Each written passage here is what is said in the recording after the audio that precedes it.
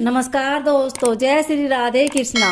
आज हम आपके लिए कार्तिक मास महात्म्य 5वां अध्याय लेकर आए हैं। अध्याय सुनने के बाद आप हमारे चैनल को सब्सक्राइब करें, बेल आइकन को प्रेस करें ताकि हमारी वीडियो की नोटिफिकेशन सबसे पहले आप तक पहुंचे। वीडियो को लाइक और शेयर जरूर करें।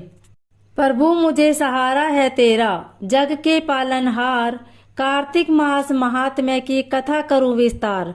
राजा पृथु बोले, हे नारद जी, आपने कार्तिक मास में स्नान का फल कहा। अब अन्य मासों में विधि पूर्वक स्नान करने की विधि, नियम और उद्यापन की विधि बतलाइए। देवऋषि नारद ने कहा, हे राजन, आप भगवान विष्णु के अंश से उत्पन्न हुए हैं, अतः यह बात आपको ज्ञात ही है कि फिर भी आपको यथाचित विधान पूर्वक बतलाता हूँ। आश्विन मास में शुक्ल पक्ष की एकादशी से कार्तिक के व्रत करने चाहिए। ब्रह्म मुहूर्त में उठकर जल का पात्र लेकर गांव से बाहर पूर्व अथवा उत्तर दिशा में जाना चाहिए। दिन में या सायंकाल में कान में जनेऊ चढ़ाकर पृथ्वी पर घास बिछाकर सिर को वस्त्र से ढककर मुंह को भली भांति बंद करके थूक व सांस को रोककर मल व मूत्र का त्याग करना चाहिए। तत्पश्चात मिट्टी व जल से भली भांति अपने गुप्तांगों को धोना चाहिए। उसके बाद जो मनुष्य मुख शुद्धि नहीं करता उसे किसी भी मंत्र का फल प्राप्त नहीं होता। अतः दांत और जीभ को पूर्ण रूप से शुद्ध करना चाहिए और निम्नलिखित मंत्रों का उच्चारण करते हुए दातुन तोड़नी चाहिए। हे वंशपते, आप मुझे आयु, कीर्ति, तेज, प्रज्ञा, पशु संपत्ति, महाज्ञान, बुद्धि और विद्या प्रदान करो। इस प्रकार उच्चारण करके वृक्ष से बाहर अंगुल की दातुन ले। दूध वाले वृक्षों से दातुन नहीं लेनी चाहिए। इसी प्रकार कपास, कांटेदार वृक्ष तथा जले हुए वृक्ष से भी दातुन लेना मना है। जिससे उत्तम गंध आती हो और जिसकी टहनी कोमल हो, ऐसे ही वृक्ष से दातुन दंत धारण करना ग्रहण करना चाहिए। प्रतिपदा, अमावस्या, नवमी, छठी, रविवार को चंद्र तथा सूर्य ग्रहण में दातुन नहीं करनी चाहिए। तत्पश्चात भली भांति स्नान करके फूल माला, चंदन और पान आदि पूजा की सामग्री लेकर प्रसन्नचित्त व भक्ति पूर्वक शिवालय में जाकर सभी देवी देवताओं की अर्घ्य, आचमनीय आदि वस्तुओं से पृथक पृथक पूजा करके प्रार्थना एवं प्रणाम करना चाहिए। फिर भक्तों के सवर मिलाकर श्री हरि का कीर्तन करना चाहिए।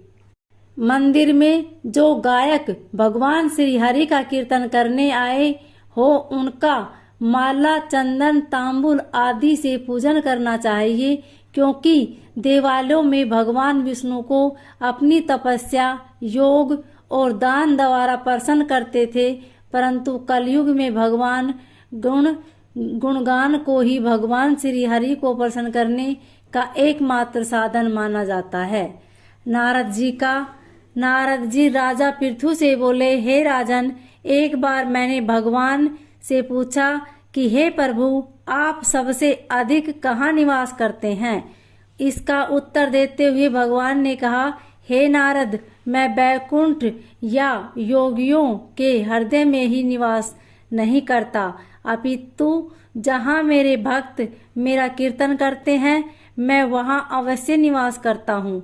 जो मनुष्य चंदन, माला आदि से मेरे भक्तों का पूजन करते हैं, उनसे मेरी ऐसी प्रीति होती है कि जैसे कि मेरे पूजन से भी नहीं हो सकती।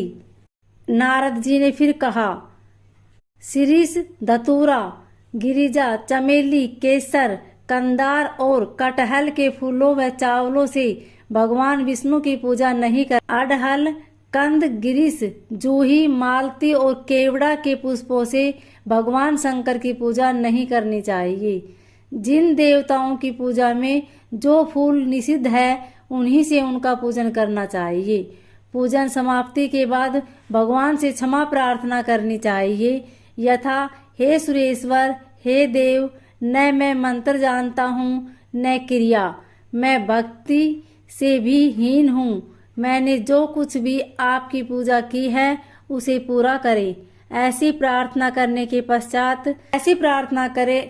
पश्चात साष्टांग प्रणाम करके भगवत कीर्तन करना चाहिए, श्री हरि की कथा सुननी चाहिए और प्रसाद ग्रहण करना चाहिए। जो मनुष्य उपरोक्त विधि के अनुसार कार्तिक व्रत का अनुष्ठान करते हैं वह जगत के सभी सुखों को भोगते हुए अंत में मुक्ति को प्राप्त करते हैं। कमेंट में ओम नमो भगवते वासुदेवाय जरूर लिखें।